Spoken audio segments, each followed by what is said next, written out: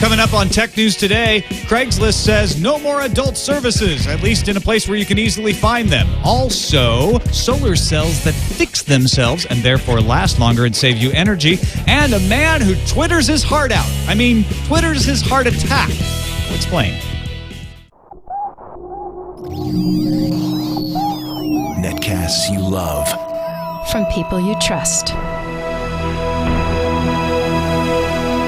This is TWiT. Bandwidth for Tech News Today is provided by Cachefly at CACHEFLY.com.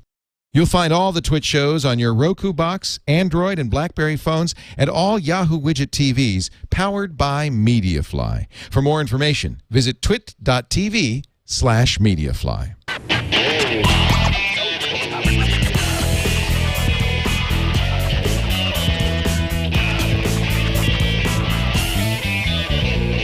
This is Tech News Today for Tuesday, September 7th, 2010. Tech News Today is brought to you by Mac Break Weekly. Take a break from your Mac and enjoy hearing Andy and Leo gossip about it. Tuesdays at 11 Pacific, 2 Eastern on live.twit.tv.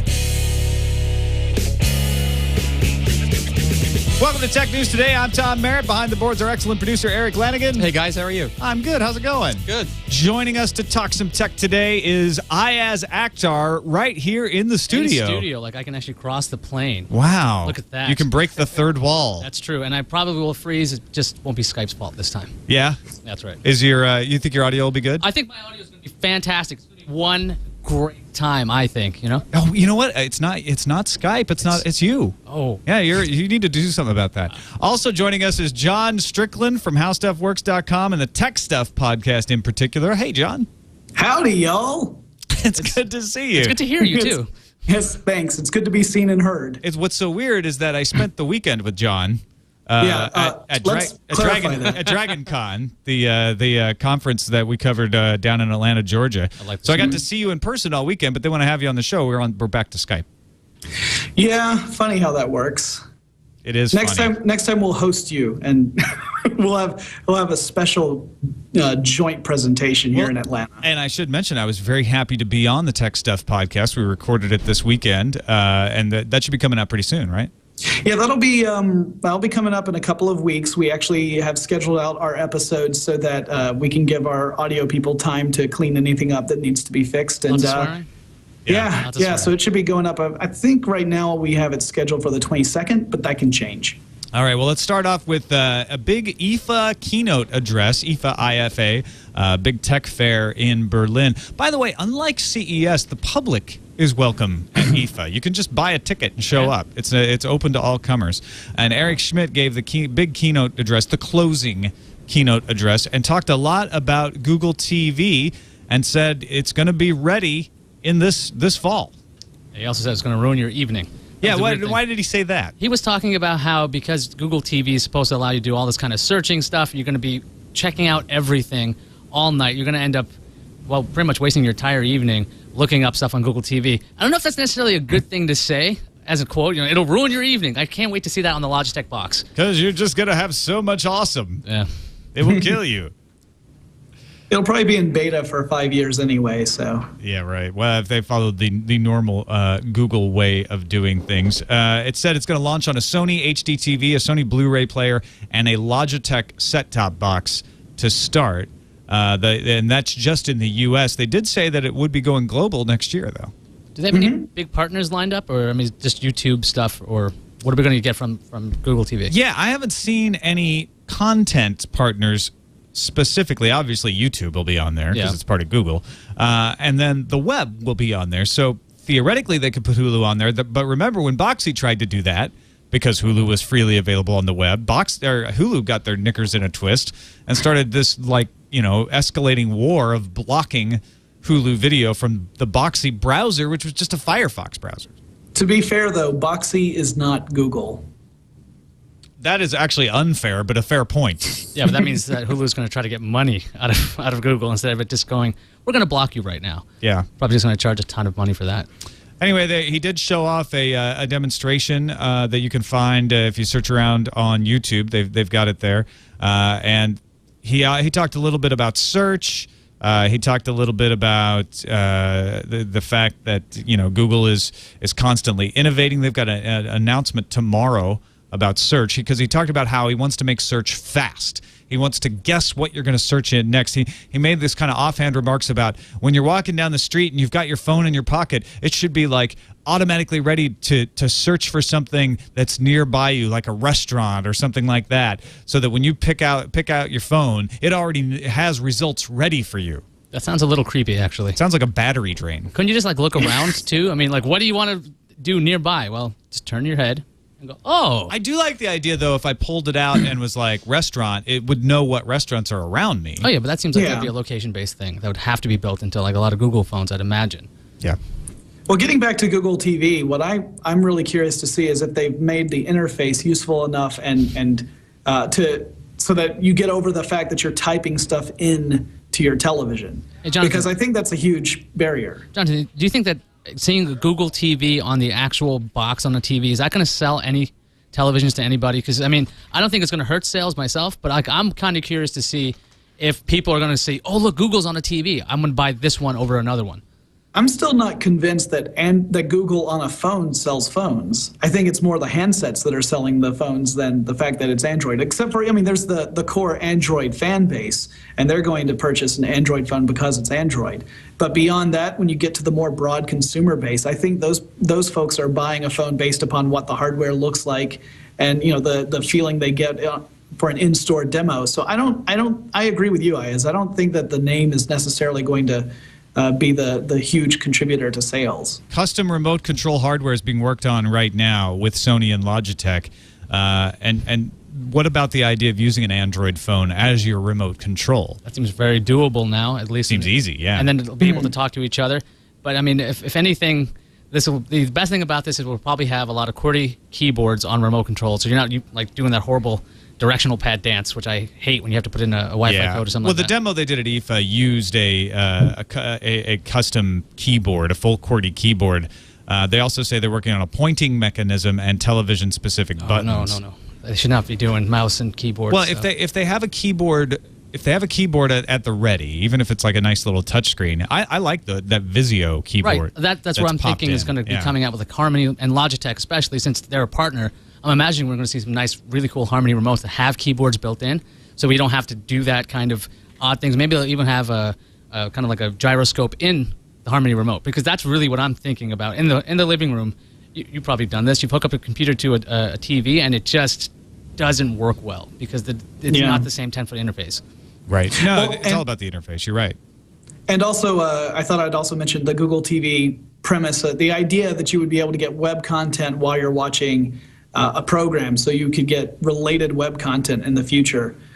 Say that you're watching a program about cars and you want more information on the car, you can pull it up. We've seen stuff like that, attempts at stuff like that in the past that really haven't taken off. I'm not sure that Google has cracked the code to make that really accessible yet. Yeah, but Google's like so well known at interfaces. Oh wait, that's not Google. Sorry. Well, and eventually they get it right. I definitely see why they're going that way, because how many people watch television while they also have either a tablet or a laptop open, like right there, and they're surfing and watching kind of at the same time. I can see why they're going that way. Combine both of those activities into one display. I just don't know. I don't know if people are ready to do that yet. And one of the things I found a little annoying is that Google TV is not like a DVR-based concept. It's a software solution. So it's not like you can just pause the TV unless you have a DVR attached already. Then you want to search the web. So I don't know if you can do I guess dual pane viewing on one screen, or how that's going to even work. The demo I saw did have that, where the program you were watching gets reduced to like a picture-in-picture sort of thing, and the rest of the screen converts over to your web browser or whatever other function you're using. Yeah, they demoed it with a Dish Network DVR just to sort of show off that exact situation. I'll boldly predict that next year it's going to be decent. This year is going to be pretty rough. All right. Well, the early adopters will drive it. One thing that Eric Schmidt did not talk about is the Texas Attorney General investigating whether Google is guilty of antitrust. There are a trio of companies have made the complaint. They are Foundum, My Triggers, and Trade Comet. Yeah. Yeah, they've made the same complaint before, too. All three have had previous complaints with Google. They don't like their site rankings, and they accuse Google of being anti-competitive because Google runs a search engine, but also runs other sorts of operations that compete with Foundum, MyTriggers, and Trade Comment. And so they think that they're being unfairly deprecated by the search algorithm. When I read this story, I kept looking for some other point because Google can do whatever it wants on its own search engine and their own products. They promoted the Droid, I think, when that came out. They can do whatever they want. It's their own thing. So, like, I kept looking for this, like, they're supposed to have a right to this ranking, but they don't. It's just a private company. And furthermore, Google alleges that these three companies may have ties back to Microsoft, and that Microsoft may be the driver behind all these complaints. And you could easily say that Microsoft has a vested interest in taking Google down a peg or three. Yeah, Don Harrison, the Deputy General Counsel for Google, posted on a blog specifically pointing out that Foundum is an organization funded largely by Microsoft. Trade Comment is using the Microsoft antitrust attorneys to represent them, and MyTriggers is also represented by Microsoft's antitrust attorneys. I mean, Microsoft could simply own these companies, have interest in them, and not even realize it at this point. They have so much money and do so many different projects. You know that one hand doesn't talk to the other. So I mean, I'm saying that it's giving Microsoft too much credit to even think that they're doing this. It may, or it may be a situation where Microsoft would normally try to stop them and say, hey, no, you can't use our attorneys for that.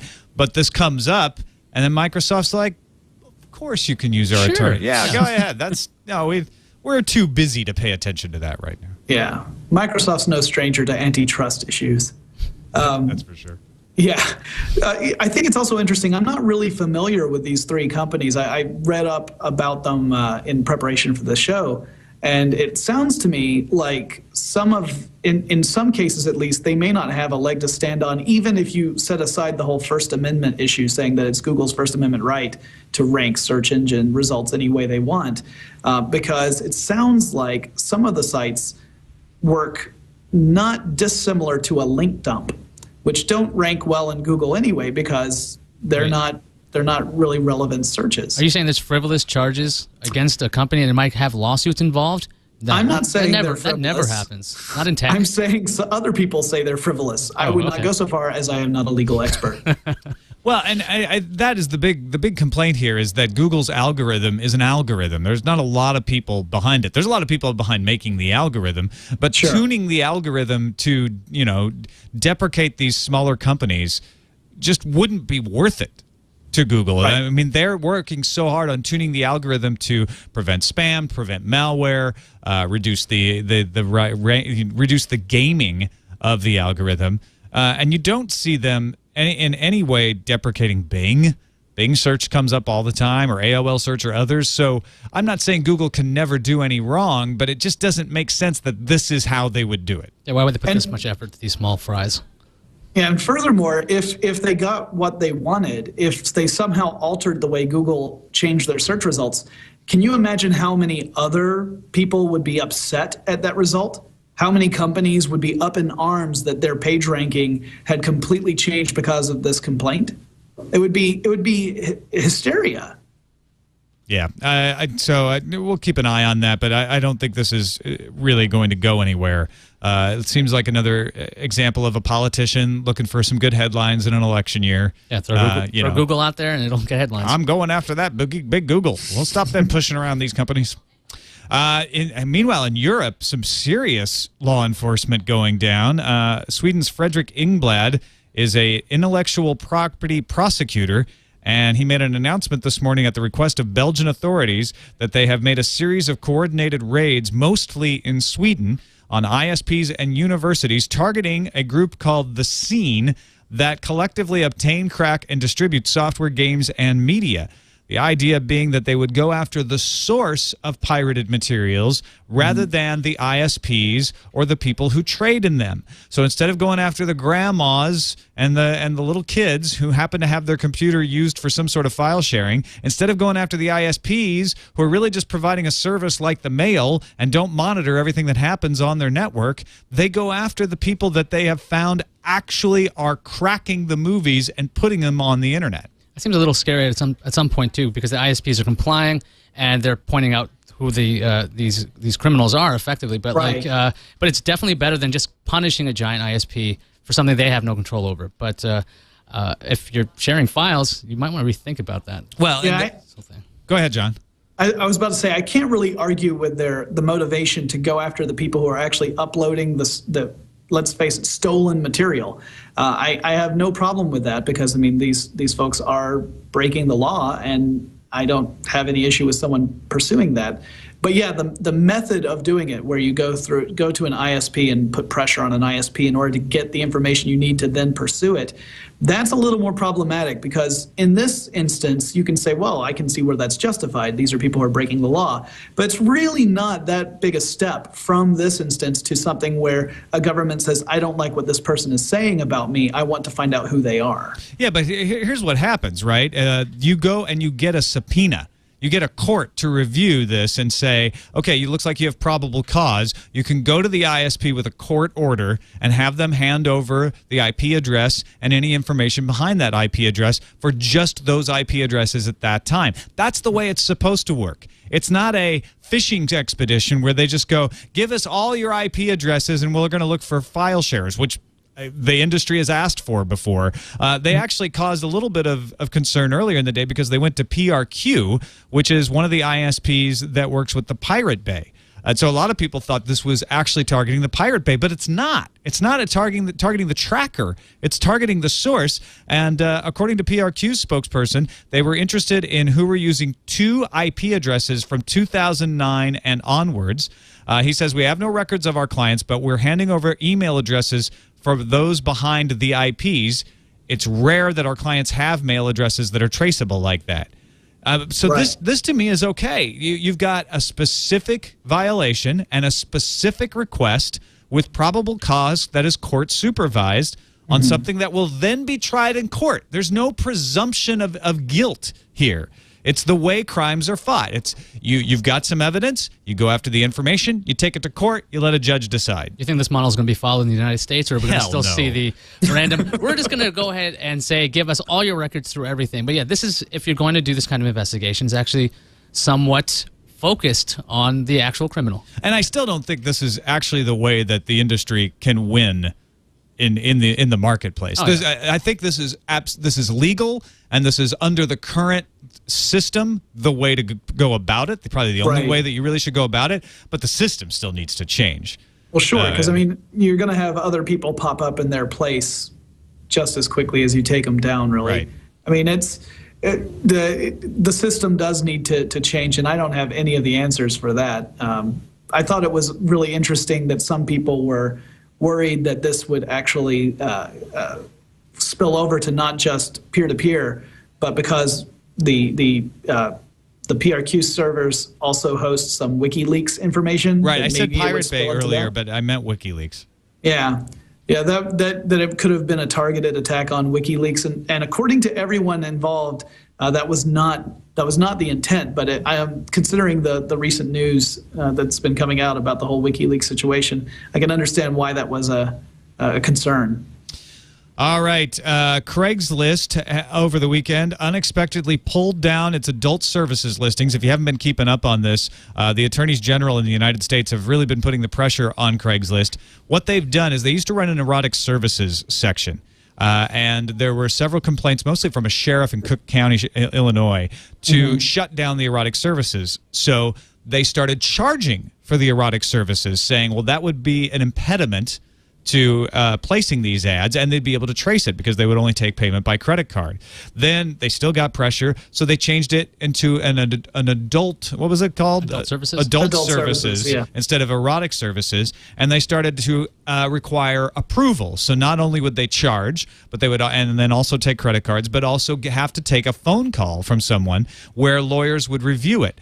But they still got pressure, and a full-page ad was taken out in New York saying, I was taken advantage of by a group of people who operated on Craigslist. The attorneys general are all saying this is brothel activity, and Craigslist has to shut it down. So over the weekend, Craigslist finally removed their adult services section and replaced where it used to be on their website with a word censored and the sort of classic black bar.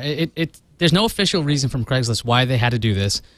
Tom, you were mentioning earlier you think that probably because they use that censored logo there, it's probably not because they wanted to do it. Probably just a lot of pressure. But the other thing is, it's not going to really remove the problem. Like if people really want no listings for these kinds of things, I mean, that's impossible. It's going to end up in real estate and codes, or it's going to end up in, I don't know what other silly things. For sale. It could just end up in general merchandise for sale, yeah.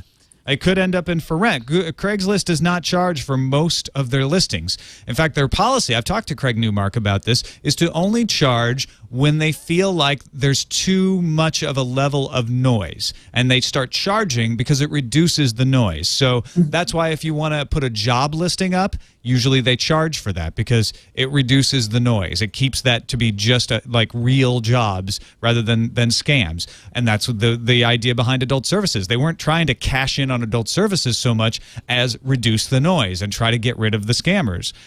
So, you know, this idea that somehow Craigslist was uniquely encouraging miscreant behavior is ludicrous.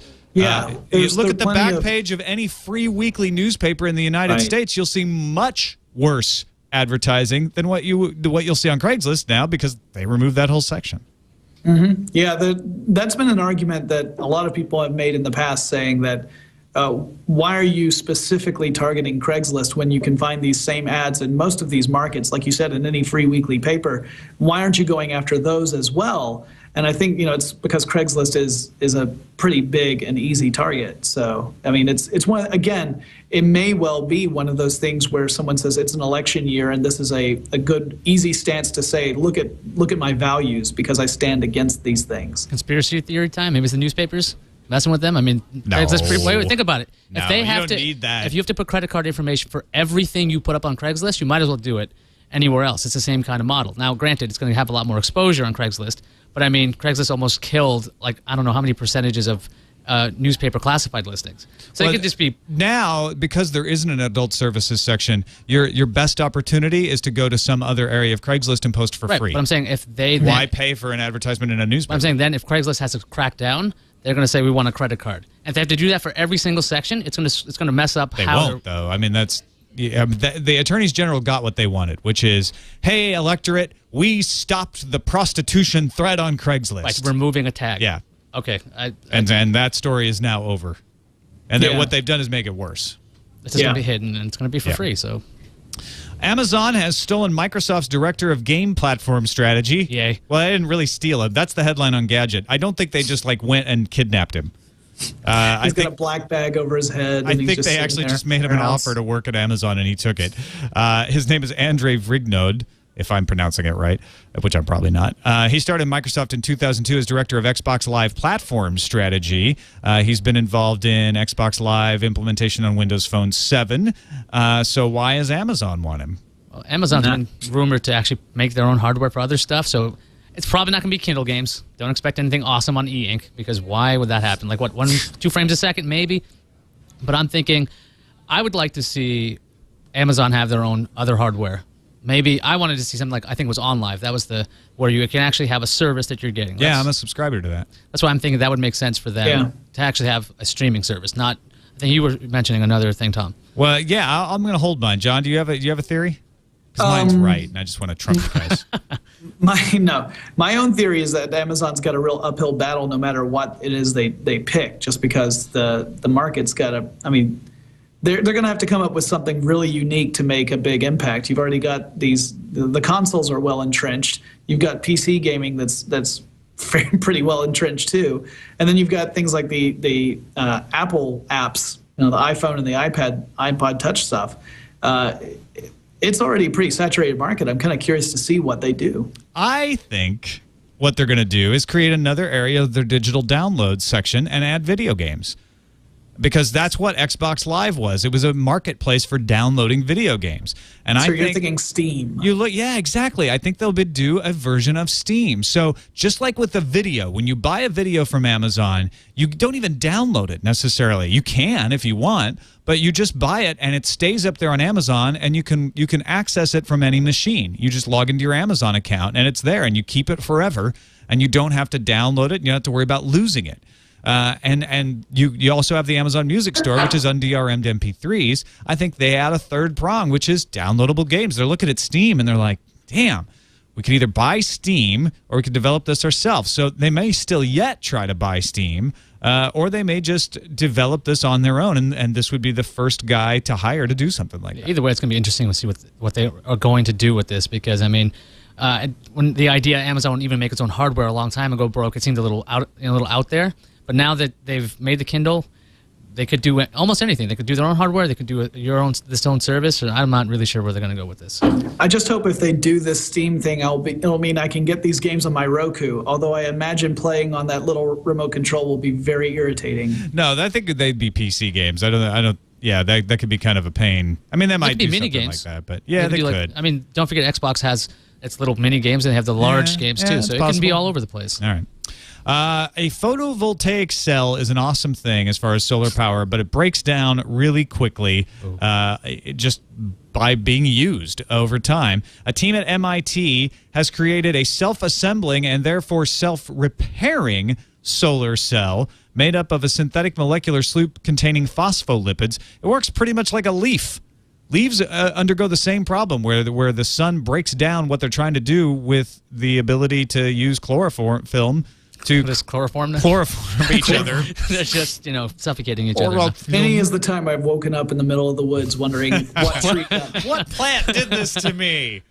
No, chlorophyll. They actually imitate that process that a tree uses or a plant uses to keep making valid ways of taking in solar energy and turning it into usable energy. So after a few hours of solar pummeling, these new cells would break down, automatically recreate themselves, and return efficiency to maximum.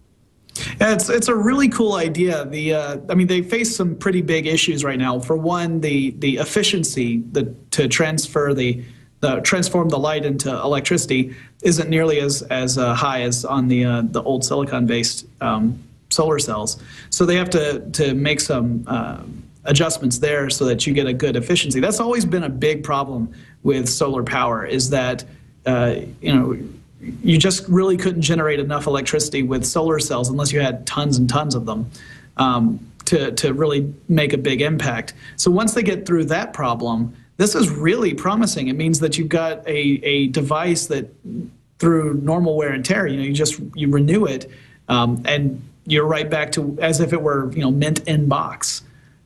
And they basically say that current solar cells took a long time to reach the efficiency they're at now. So if you just invest in this new technology and research, you could yield a system that's highly efficient, can self-repair, and works well under low light conditions. And the main ingredients of these solar cells might one day be extracted from plant material, perhaps even from garbage. That's a really cool idea, though. I mean, I'm really impressed with this project. It's a phenomenal. When you read about what they're actually doing to create this material and the methodology, it's phenomenal. It's mind-blowing, really. And I have high hopes that this will pan out, because then you've reduced, once you ultimately solve those problems, the efficiency problem, you've ultimately reduced the cost of solar cells, because you don't have to worry about replacing them periodically. You put in some new fluid and it essentially has replaced itself. And our last story here, Quantcast on Friday released data showing that Android stole significant market share from pretty much everyone in North America. Android now accounts for 25% of mobile web consumption. Apple's iOS fell to 56%, RIM's BlackBerry OS down to 9%. At the same time, Piper Jaffray is out there shouting from the rooftops that Android is eventually going to control half of the smartphone market because they just cannot be stopped. A good free operating system is spreading like wild. I mean, that actually, if there was a licensing fees like slowing down the growth, I could see this being a real story. But this is seriously, it's on like 1,000 devices. Anyone can get it. and it's actually pretty stable now. I mean, right? It's been free and stable for a couple of versions, and why isn't it taking 50% of the market yet? It takes time. I think mainly it takes the right hardware, and it takes it being available on all the carriers. We have to remember that for a long time in the U.S., the only carrier that carried Android phones was T-Mobile. It took a while for it to move to the other carriers as well.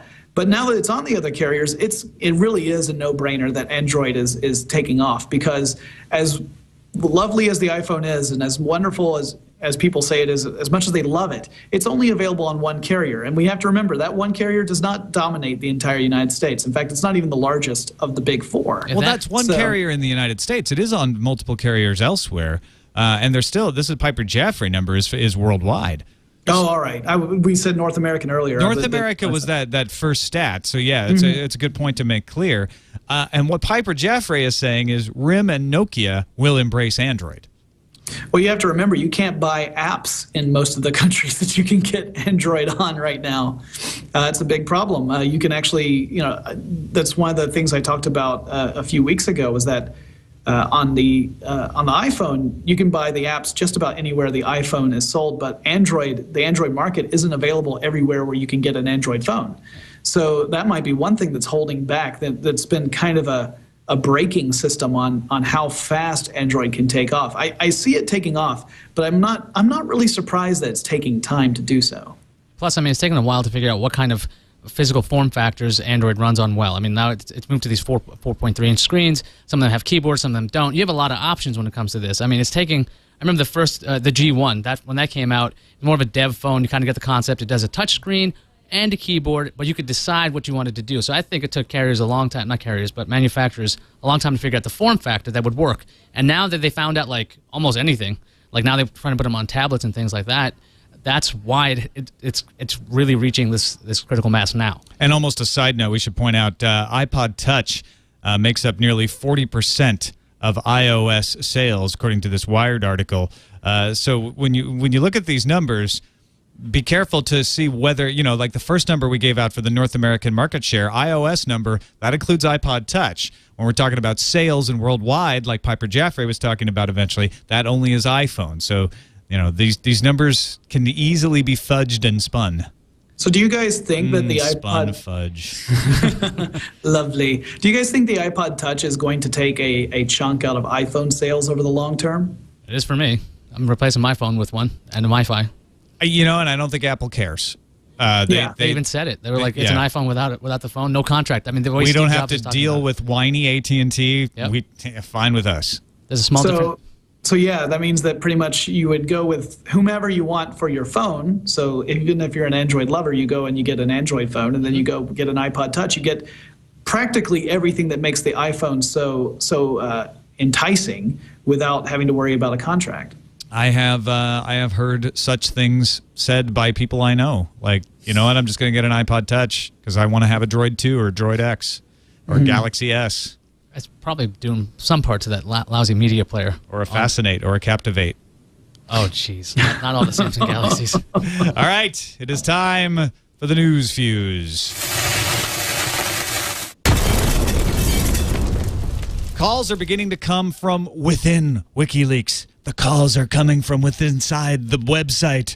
Actually, these calls are for Julian Assange to step down until accusations of rape are settled. Brigitte Jonsdottir, a WikiLeaks organizer and member of the Icelandic parliament, said she had asked Assange to step down until the criminal investigation is over, and she says she did not believe his claims of conspiracy.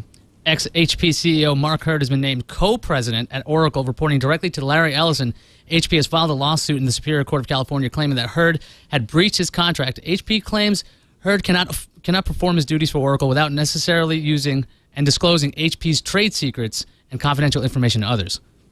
Samsung announced the dual-core Orion application processor for mobile computers. The Orion features 1080p video encoding and decoding at 30 frames per second, embedded GPS, a native triple display controller, and on-chip HDMI 1.3a. You'll be able to drive 2 displays on your mobile device while feeding a third, which really just seems like overkill to me. Why not? Well, I'm going to get those as new Amazon games and download them to my Android phone and then play them on a big screen while controlling them from my touchscreen. Don't forget Incredibly efficient.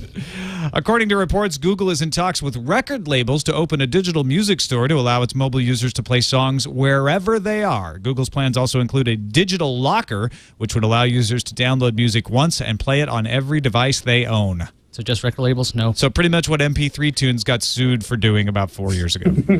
Cheap RAM is coming. Samsung Electronics, the world's top memory chip maker, I'm sure they wrote that themselves, warned of an oversupply in the computer memory chip market from the next quarter as a sputtering global economy may further weaken PC sales. Prices of DRAM widely used in computers have turned weaker since July after an unusually strong first half as PC demand growth lost momentum. So what's probably going to happen is they're probably hoping to drive a lot of sales to PCs because the RAM's cheap. Get a lot of RAM. You want 8? Get 16. Why not? Okay, I'm going to read this copy straight because it's that darn good. In a clever game of cat and mouse, sure to win the hearts and minds of the world's citizens, the folks negotiating the secret ACTA treaty didn't make the most recent negotiations public. Instead, they let the latest version of the treaty, which aims to put DMCA-like laws in place in all countries, leak out onto the internet. Why bother? Yeah, why bother making it public when it'll just leak out later anyway? Still don't believe in Duke Nukem after last week's announcement of a shipping version? No. No, I'm getting a lot of shaking no heads in here. Well, how about this? Gearbox honcho Randy Pitchford says it's important to release a demo, and now that the word is out, the studio can finally get on with making one. So now we can add a forthcoming demo to the things we still don't believe we'll ever see. I'll play it on my white iPhone 4 that's on Verizon. Nice, okay, how about that? That's what I'll do. I'll be there with you. Sony has closed a loophole that allowed users to run software that enables pirated games to be played on the PS3 console. The update blocks the PS Jailbreak and PS Groove applications. PS Groove allows unsigned homebrew applications to run on the PS3 and can be modified to play backed up games from official PS3 discs. So the cat right now is ahead, and the mice are regrouping. So this will keep going, or just don't upgrade your Sony PS3. And finally, Tommy Christopher, who writes for Media8.com and is a White House correspondent, said that he has reporting so much in his blood that he had to live tweet his recent heart attack. His first post came while he was being rushed to the hospital in an ambulance. Quote, "I gotta be me, live tweeting my heart attack. Beat that." No, if he's being himself, he's an idiot. He went on to say, "This is not like the movies. Most deadpan heart attack ever, EVAR. Still hurts even after the morphine." Shouldn't this really hurt his reporting credibility at this point? It hurt his heart. Oh, did it? Guy had a heart attack, Iyaz. No sympathy for this man. This is obviously a mild heart attack. It's not the kind that knocks you out. But these are the kind that if you don't pay attention, they can kill you. Yeah. So it's a serious piece of business. You don't have to tweet it, though. Yeah, well, why not? You know what?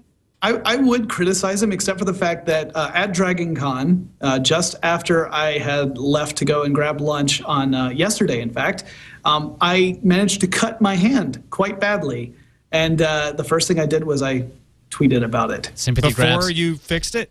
Yes. It was still unbandaged. That's why I'm saying I'm not going to criticize this guy. I've done the same thing. Now, I don't think I would tweet and live stream someone breaking into my home, let's say. You're no David Prager. No, I am not. I might live stream it. That's a good deterrent, actually, if they can figure out what's going on. But I think I understand what this guy is. He loves to report. He loves to talk. And that's what Twitter is about. Twitter is about publishing and talking and reporting what's going on live on the scene. And if he's laying there with nothing else to do but wait to get to the hospital, and he's not in extreme amounts of pain, it might be a good thing to, like, you know what? I'm just going to pick up on Twitter and say, like, dude, having a heart attack, how weird is that? I think what gives Iyaz the reaction he's having and other people is the way he wrote it. Like, hey, isn't this pretty awesome? Yeah. I'm having a heart attack. Yeah, a heart attack is, I mean, it's some serious stuff. But also, I was just annoyed that as a reporter, he had just Evar, Gotta, G-O-T-T-A. I'm like, how could you possibly do like this? His spelling? Exactly. The guy's having a heart attack. No sympathy for the reporter having a heart attack. Did he do LMHO, laughing my heart out? He should have. I would have. I think we've just coined something. Okay, good. Title. All right, let's take a quick look at the calendar. Apple has started shipping new iPods this week. Folks are starting to get the emails, so we should be seeing some new iPod Nanos in people's hands by the end of the week. Yeah. Also, the Samsung Fascinate is launching September 9th for $199. You can start ordering it online on September 8th, so that's tomorrow if you want to get the new, the final of the Samsung Galaxy S's. They'll now be one on all 4 major carriers here in the United States. And TWiT is going to be at DragonCon last weekend. The meetup will be last Saturday night, September 4th. No, I just want to say a big thank you to everybody who came out to the meetup or who came by our table and said hello. Huge thanks to Derek Colanduno for providing the table at DragonCon at the last minute. Huge thanks to Brent and Lisa for making all of the streaming happen. We're going to have the parade special up in the TWiT feed really soon, and we're working on the nightlife and day life specials. They'll be in one like walkthrough episode of DragonCon. It was a whole lot of fun. Great to meet folks and chat with them and see what's going on, and just a lot of amount of fun to be there at DragonCon. John Strickland was there. Got to hang out with him. So next year, Iyaz, huh? Yeah, come on down, Iyaz. So it was in Atlanta. It's in Atlanta. Yes. It's not far. Okay. It's always in Atlanta. No problem. I'll go there, and then the Coke Factory. And the TWiT table was really a who's who of podcasting there for a while. Yeah, it wasn't the TWiT table at all, really. Yeah. I mean, it was just offered to us, and we kind of put the word out there to podcasters. And so we had Scam School, NSFW Show, Ladies of Leet, Coverville, Chuck Chat, just a ton of different podcasters all pooled in together, and we're giving away stickers and T-shirts, and we had Sword and Laser shirts on sale there, and it was a blast just sort of hanging out with Len Peralta from Jawbone Radio, and everybody was just sort of coming over and sharing tips and enjoying DragonCon together. It was a good time. Maybe next year.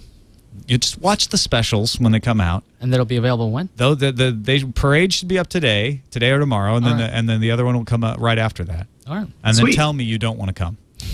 Okay, that's my dare to you. All right. On to the emails, tnt@twit.tv. Got one here from Australia. This is Andy M., who says, at 3 p.m. Canberra time today, September 7th, the 2 major parties had 74 seats each in the House of Representatives of the Federal Parliament of Australia. The 2 remaining seats were in the hands of independents, Rob Oakeshott and Tony Windsor. These 2 had to effectively decide which of the 2 major parties they would support, and thus determine the next government of Australia. They took 17 days, reviewed both parties' policies and costings, even getting professions at the Treasury to independently provide their assessment of both. Today, they announced their decision. Labour. The Labour Party gets their support, and both of them stated the main reason for their decision was the broadband network that the Labour Party wants to put into place. It's a fiber network covering the entire country for the most part, wherever they can run fiber. There were some other reasons as well, like climate change, education, and health. However, on the main point of differences between the 2 parties was the approach to a national broadband network upgrade. The Liberals favored wireless, whereas Labour favored fiber to every house and Fiber One. So there you have it. An IT issue decided a national election. Pretty Congratulations, cool. Australia, on your new fiber network. Yep. Excellent. George writes, hi, Tom, Sarah, et al. I don't know why you guys et al. With regards to the new Facebook account activity feature in Sarah Lane's session in Oakland, I noticed that the account activity feature showed my Facebook connections were from Cicero, Illinois. I don't live near Cicero, but apparently my ISP, AT&T Uverse, has a major network node in Cicero that connects to the internet. The IP address displayed is indeed the one currently assigned to me. So perhaps Sarah's ISP, or possibly the ISP of a favorite open Wi-Fi location, has a major node in Oakland. Got a couple other people either called or wrote in about that. It just could be an ISP location that Facebook is showing you. So it should be consistent if it's that and not somebody stealing it. Although I guess if someone steals consistently, it'd be hard to tell. And lastly, we have an email from Brent.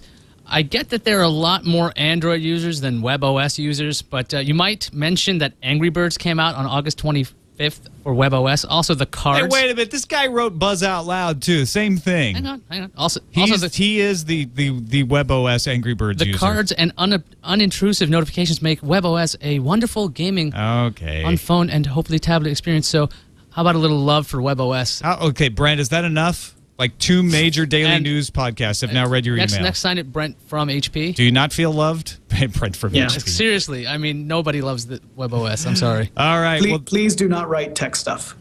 What's your email address? techstuff@howstuffworks.com. Yeah, don't send an email to techstuff@howstuffworks.com. How does that WebOS work? And meanwhile, John Strickland, thank you for being on the show and let people know other pertinent information to the Tech Stuff podcast. Well, sure. My home website is howstuffworks.com, if you couldn't tell. The podcast is Tech Stuff. You can find us on Twitter. Our handle is TechStuffHSW. Same thing on Facebook. We have a group there for at TechStuffHSW. And tag along. Check it out. We've got Tom and Veronica on an upcoming episode. And I got to say, it was a really, really good recording, I think. It was really fun to do it. Thanks for having us on. Yeah. Also, Iyaz Akhtar back on the show again. Does that mean you have a new podcast? Yeah, every single time I'm here, I have a new show to promote. So first, I'll promote to my lower third. This Old Nerd. It's about basically suburban tech. So you got a house or an apartment or something, you actually want to put tech in it. I'm going to show you how to actually wire your network because last time I was here on Skype, it failed. So I show people how to do it. And so next, am I back on? Yeah, you're right. Thanks. Also, I'm going to be promoting thegmanshow.com. It's where the gadgets left off, effectively. Oh, really? They're gone. So That's a tall order, dude. We're trying. All right. We're trying. We're snide and evil, and imagine us with no filter. So everything would be muted on this show. All right. So that's enough. Skeptical. We'll try. It'll be there. You should listen to it at thegmanshow.com. TNT at twit.tv is our email address, 260-TNT show. If you would like to leave us a voicemail, please do. And you can also find us online, twit.tv/TNT. Thanks to Iyaz and John for being on the show. Becky's back tomorrow, we hope. We'll talk to you later.